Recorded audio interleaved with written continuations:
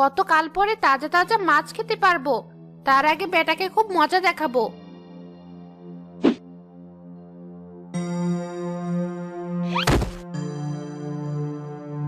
ওরে বাবা, মরে গেলাম।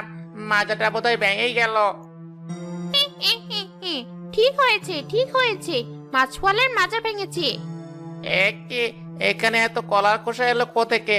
কে খায় এত কলা? ওরে বাবা, কোমরটাই ভেঙেই গেছে। কেন? এত জেনে তোর কি হবে? ওরে বাবা, আমি কি দেখছি? শাকচুন্নি, কে কোথায় আছো? বাঁচাও, বাঁচাও আমায়। এই কলা খেতে কে তোকে বাঁচাবে? বাঁচতে চাইলে এক্ষুনি পালা। কিন্তু আমারে তো মাছ। কি বললি মানুষের বাচ্চা? এই মাছ তুই নিবি? তোর এত বড় সাহস! দেবো ঘাটটা মোটকে। ওরে বাবা, না না, আমাকে মেরো না। বেশ, ওই মাছ তুমিই খাও, আমি পালাই।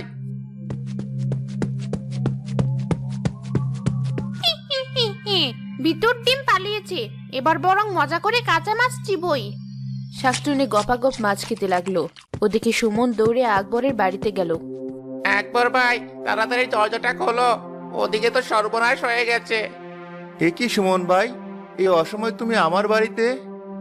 হ্যাঁ ভাই, ওদিকে তো তোমার খুব সর্বনাশ হয়ে গেছে। বলো কি, আমার আবার কি সর্বনাশ হলো?